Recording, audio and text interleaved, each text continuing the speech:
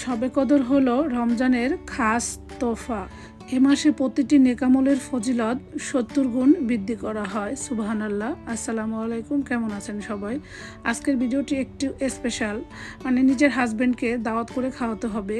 তো সে 2-3 দিন হয়েছে বাসায় ইফতার করেছে, আর বাকিটা তার কলিগদের সাথেই করেছে। তো সে বলছে যে আমাকে যদি দাওয়াত করা হয় তাহলে আমি বাসায় ইফতার খেতে আসব।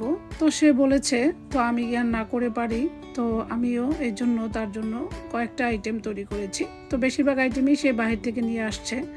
তো যাই হোক, এখানে চিড়া আমি হাফ কাপের মতো ধুয়ে আগে থেকে ভিজিয়ে রেখেছিলাম। তারপরে আমি সেই চিড়াটা নিয়ে একটি ডেজার্ট তৈরি করছি। এর জন্য এখানে আমি আখের গুঁড়ো স্বাদ মতো দিয়ে এখানে হাফ কাপের মতো টক দই দিয়েছি, দিয়ে একটু ভালোভাবে মিক্স করে নিচ্ছি। তো এটা আমার এবং আমার হাজব্যান্ডের খুবই পছন্দ, তাই এটাই আমি প্রতিদিন রাখার চেষ্টা করি। এরপরে আমি এখানে আগে থেকে জাল করে ঠান্ডা করে নেওয়া দুধ দিয়ে দিচ্ছি। তো দুধটা কিন্তু আগে থেকে একটু ঘন করে নিতে হবে, তাহলে ডেজার্টটা খেতে বেশি মজার হয়। আর দুধটা চিড়াতে গরম অবস্থায় দেওয়া যাবে না, তাহলে চিড়াটা গলে যাবে। এরপরে আমি এখানে কিছু ফ্রুট কেটে রেখেছিলাম, কলা, আঙুর, আম, খেজুর, তারপর স্ট্রবেরি। তো সেই ফ্রুটগুলো দিয়ে দিচ্ছি। তো আপনারা চাইলে আপনাদের পছন্দ মতো ফ্রুট এখানে ব্যবহার করতে পারবেন, তবে অবশ্যই টক ফ্রুট দিবেন না, যেগুলো মিষ্টি জাতীয় সেটাই দিয়ে দিবেন। তো এরপরে আমি এটা মিক্স করে নিয়েছি। তো এভাবে আমি প্রতিদিনই ফ্রুট খাওয়ার চেষ্টা করি। এইভাবে আমি একদমই ফ্রুট পছন্দ করি না, তো এইভাবে করলে আমার কাছে খুব ভালো লাগে। তো এটা আমি এবার রমজান মাসে প্রতিদিনই রাখার চেষ্টা করেছি।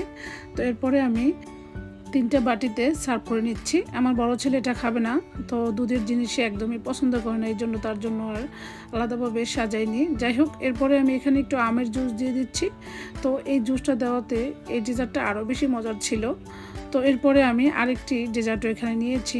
এটার ভিডিওটি আমি দেখালাম না, এটার ভিডিও আমার ফাতেমাস কিচেনকে এসে দেওয়া আছে, সেখান থেকে চাইলে দেখে নিতে পারেন। তো এরপরে এখানে আমি খেজুর, কলা আর জাল করে ঘন করা দুধ নিয়ে একটি জুস তৈরি করেছি। তো সেটাও আমার ফাতেমাস কিচেন চ্যানেলে দেওয়া আছে, চাইলে সেখান থেকে দেখে নিতে পারেন। তো স্বাস্থ্যকর উপায়ে আমি এগুলো তৈরি করেছি, দেখে বুঝতে পেরেছেন। তো এখানে বেশ কিছু ফ্রুট ছিল, যেমন আঙুর, কমলা, 2 পদের আঙুর, আপেল, তারপরে পুদিনা পাতা, কাঁচামরিচ দিয়ে এখানে আমি একটু জিরা দিয়ে দিয়েছি। এরপর বিট লবণ, সাধারণ লবণ, 1 টেবিল চামচ চিনিও দিয়েছি। দিয়ে আমি এখানে হাফ কাপ পানি দিয়ে এটা একদম স্মুথি করে ব্লেন্ড করে নিব। তো এটা আমার কাছে ভালো লাগে, ইফতারের পরে টক জাল কিছু একটা খেতে ইচ্ছা করে, তখন এটা খেতে ভালো লাগে, তাই আমি এভাবে করে নিয়েছি। তো এখানে একটি ভুল করেছি, সেটা হচ্ছে কমলার উপরের স্কিনটা ফেলে দেয়নি, এর জন্য হালকা একটু তিতা লেগেছে। তারপরও কিন্তু জুসটা অনেক বেশি মজার ছিল। তো আপনাদের কাছে যদি ভালো না লাগে তাহলে কমলার উপরের স্কিনটা ফেলে দিতে পারেন।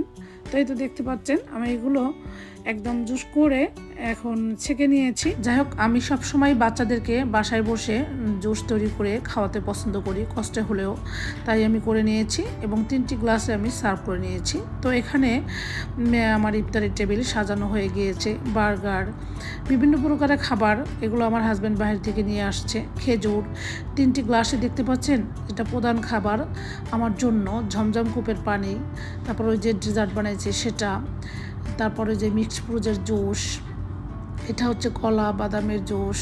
তো এখানে হচ্ছে 4-5 রকমের ফ্রুট। তো এরপরে আমি আরও ইফতার এখানে সাজাবো। তো আমরা এইটুক বাসায় করে আমরা ওয়েট করতেছি আমার হাজব্যান্ডের জন্য। সে আমার বাইরে থেকে ব্রুস্টেড নিয়ে আসছে, আরও বেশি বার্গার নিয়ে আসছে, তারপরে ওই যে চিকেন স্যুপ বানিয়ে নিয়ে আসছে। তো এই ছিল আমার আজকের ইফতারের আয়োজন। তো হাজব্যান্ডকে দাওয়াত দিয়ে তাকে কেমনভাবে আপ্যায়ন করলাম বলেন আপু ভাইয়েরা, আপনাদের কাছে আমার প্রশ্ন রইল। আমার হাজব্যান্ড তো অনেক বেশি খুশি হয়ে গিয়েছে, আমি রোজা রেখে এতটা কষ্ট করেছি। যাই হোক, হাজব্যান্ড বা বাচ্চাদের জন্য এইটুকু কষ্ট না করলে কার জন্য করব।